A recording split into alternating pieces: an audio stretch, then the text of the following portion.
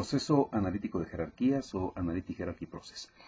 Utilizaremos esta presentación, que es parte del material que viene con el programa Expert Choice, que es una de las implementaciones más conocidas quizá de Analytic Hierarchy Process, y pues tiene también la particularidad de que Expert Choice es una herramienta creada por el creador del método. Aunque existen otras implementaciones ya mucho más actuales, unas ya gratuitas, etcétera, Expert Choice es, creo, la primera implementación comercial del proceso analítico de jerarquías.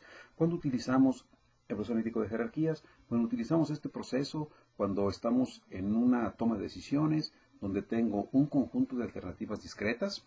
Por ejemplo, puedo estar seleccionando en cuál universidad estudio mi posgrado. Entonces tengo, no sé, 3, 4, 10 universidades. Ese es un conjunto discreto, un conjunto de alternativas discretas.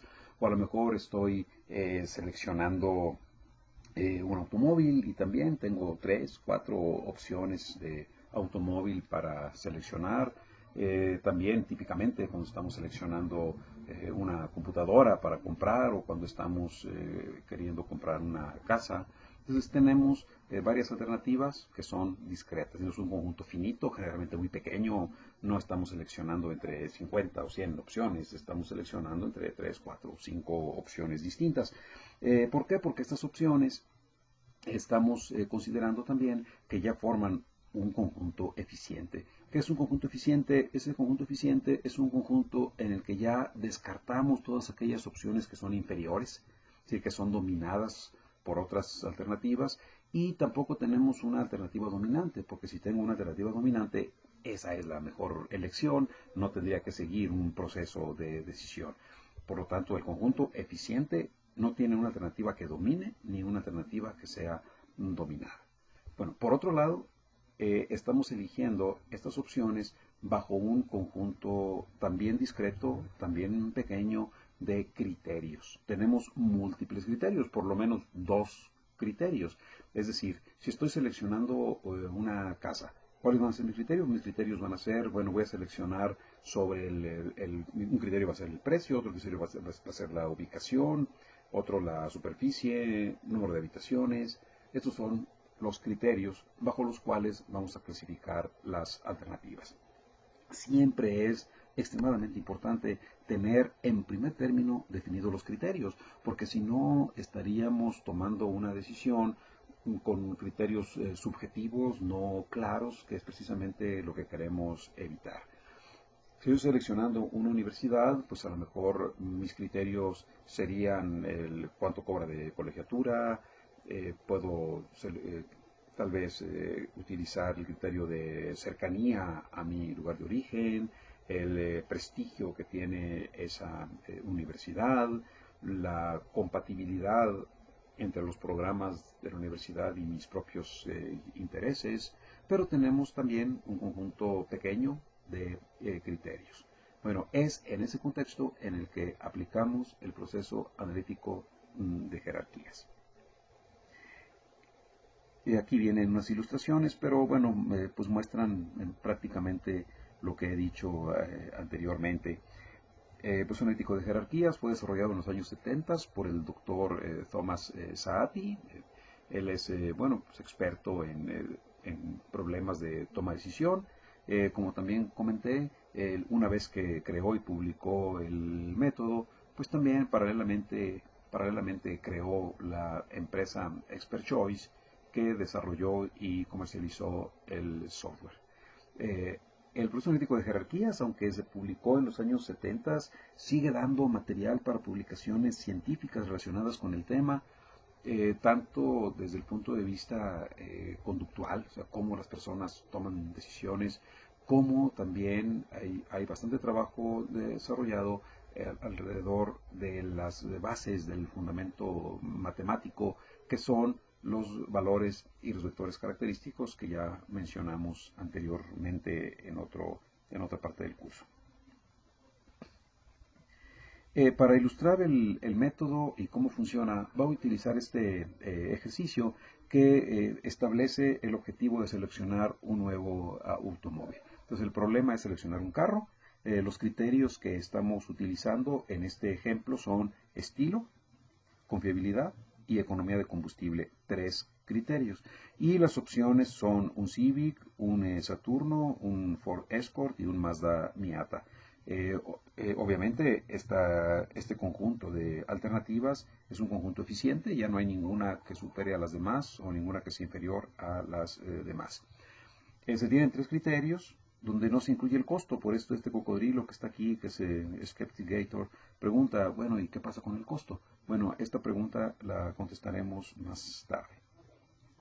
Ahora bien, la estructura del problema de decisión es la siguiente. Nosotros tenemos nuestro objetivo, que es seleccionar un nuevo automóvil, y tenemos en primer término los 3 criterios que estamos utilizando, que son estilo, confiabilidad y economía de combustible.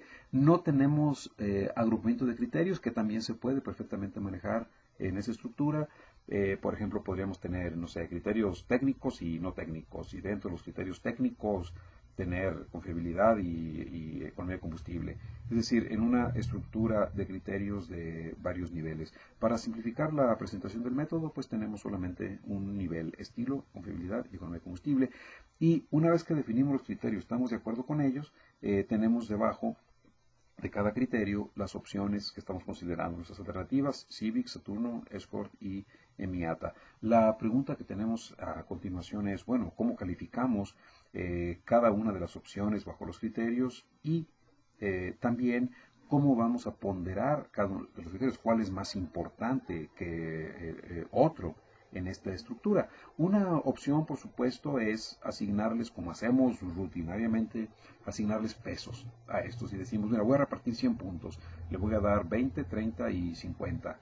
O le voy a dar 10, 20 y 70, según pues la percepción que yo tenga acerca de la importancia que tienen estos criterios.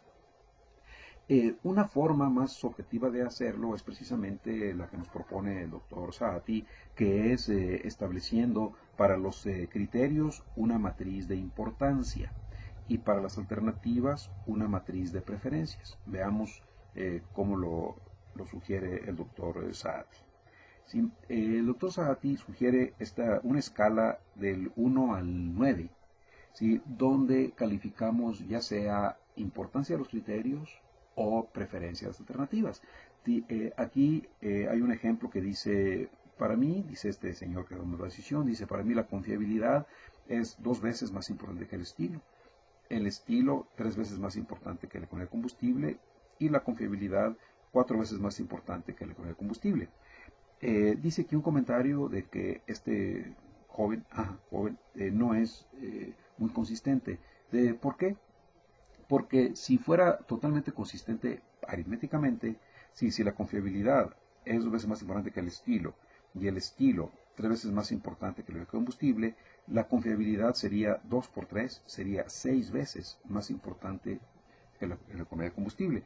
Bueno, esta inconsistencia pues no nos permite sacar de inmediato cuál sería la ponderación de cada uno de los criterios. Sí, pero a través del procedimiento analítico de jerarquías, a pesar de estas inconsistencias, podemos sacar las ponderaciones que le daremos a los criterios. Una vez que hemos utilizado esta escala, donde tenemos 1 es que son igualmente importantes los criterios, 3 es cuando un criterio es moderadamente más importante que el otro, así hasta un 9, donde una relación de 9 nos indica que el primer criterio es extremadamente más importante que el segundo, le daríamos un valor de 9. En el ejemplo que estamos manejando ahorita utilizaremos esta matriz. Es una matriz de importancia relativa de los criterios, o matriz de importancia, simplemente, donde tenemos en la diagonal solamente tenemos unos, y los otros valores pues son de acuerdo a nuestro propio criterio. Y aquí decimos, para mí, el estilo es 3 veces más importante que la economía de combustible. Por lo tanto, la economía de combustible tiene 1/3 de la importancia que el estilo.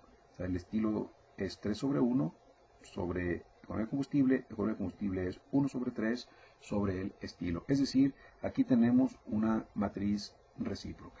¿Qué significa? Que todos los elementos de la triangular superior son los recíprocos de los elementos de la triangular inferior. ¿Sí? ¿Por qué? Porque si la confiabilidad es 2 veces más importante que el estilo, entonces el estilo tiene que tener la mitad de importancia que la confiabilidad.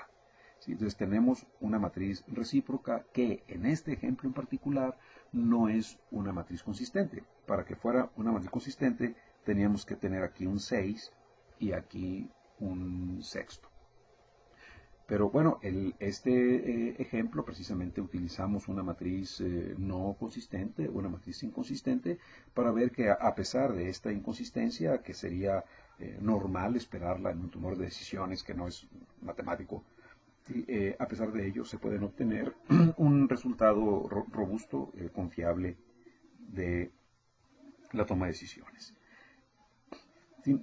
Ahora bien, ¿cómo vamos a convertir esta matriz de importancia en una ponderación de los criterios? Bueno, aquí la respuesta precisamente ya la hemos estudiado en clases anteriores, si es a través del vector característico principal de esta matriz. El vector característico, pues hay varios métodos para obtener vector característico. Vamos a ilustrar aquí el método más simple, que consiste en elevar esta matriz al cuadrado y a partir de ahí iterar hasta obtener una convergencia en el vector característico principal de la siguiente manera. ¿Sí? Lo primero que hacemos es elevar la matriz al cuadrado, multiplicándola por sí misma, y obtenemos esta matriz que ya es el resultado de elevar esta al cuadrado. Una vez que hemos obtenido el color de la matriz, vamos a proceder a sumar los valores por renglón. Esto nos lleva a la siguiente suma. El primer renglón me da 12,75, el segundo renglón 22,33, etc. Posteriormente hacemos la suma total de los 3 renglones, me da 39,91. El siguiente paso consiste en estandarizar esos valores dividiendo cada uno de ellos entre el total. Esto nos dará un vector cuyos componentes suman 1. 12,75 entre 39,91 me da el 31,94. Bueno, esta es la primera aproximación o la primera iteración del vector característico principal. Aquí vemos que el criterio de mayor importancia es el segundo, luego sigue el primero, finalmente el tercer criterio. El siguiente paso consiste en elevar esta matriz que habíamos obtenido anteriormente, esta matriz, volverla a elevar al cuadrado, es decir, multiplicamos esta matriz por sí misma y vamos a obtener esta matriz que aparece aquí. Bueno, aquí ya tiene los signos de más. Al sumar los renglones, vamos a obtener 115 en el primer renglón, 202, 44, etc. Saco la suma total y volvemos a estandarizar dividiendo entre la suma total y tenemos ahora los valores 31,96, 55,84, 12,20. Y aquí estamos comparándolos con los que habíamos obtenido en la iteración anterior. Vemos que la convergencia es muy rápida, estos dos valores ya son muy parecidos y la diferencia que estamos teniendo aquí, pues con una iteración más se va a ser pues bastante más pequeña, de manera que si nuestra matriz no tiene graves inconsistencias, es decir, si tenemos una matriz cuasi consistente, la convergencia debe ser muy rápida. Si nuestra matriz original es una matriz consistente, en la primera iteración ya tenemos el vector característico principal. Si hiciéramos la prueba y hiciéramos una segunda iteración, pues me daría exactamente lo mismo que en la primera iteración. Mientras más consistente sea la matriz original, más rápidamente vamos a tener la convergencia hacia el vector característico principal. La propuesta del doctor Saati es que estas ponderaciones que están quedando aquí son la mejor representación de la matriz de preferencias que teníamos originalmente. ¿Sí? En la matriz de preferencias original, de acuerdo al ranking que teníamos por acá hace varias láminas, ¿sí? Aquí teníamos que el criterio más importante era confiabilidad. y el criterio menos importante era economía de combustible. Entonces el ranking era confiabilidad, después estilo y finalmente economía de combustible. Pero no sabíamos con qué ponderación o cuántas veces es más importante ya al final para eliminar la inconsistencia. Al hacer la obtención del vector característico principal, ¿sí? Llegamos a esta iteración final, donde aquí ya no cambiaron los componentes del vector característico, y me queda que estilo, confiabilidad y economía tienen estas ponderaciones. Aquí nos queda, obviamente, como era la intención o la preferencia, el tomar decisiones, el criterio más importante es confiabilidad. El segundo criterio es estilo y finalmente economía de combustible. Pero ahora ya este es el vector que mejor representa la importancia establecida en la matriz original. Una vez hecho esto, tenemos la siguiente estructura. ¿Sí? Aquí ya tenemos nuestro objetivo, que era seleccionar el auto, y ya le pusimos las ponderaciones que tienen los criterios. Ahora nos falta evaluar dentro de cada uno de los criterios cuál es la preferencia. Fíjense, cuando hablamos de los criterios, estas ponderaciones representan la importancia relativa a los criterios, es decir, confiabilidad es más importante que estilo es más importante que economía de combustible. El procedimiento va a ser exactamente igual cuando vemos las alternativas, solo que ahora estamos evaluando preferencia, no importancia. Ahora decimos, con respecto a estilo, ¿cuál es preferible? ¿El Civic, el Saturno? Sí, bueno, esto haremos a continuación.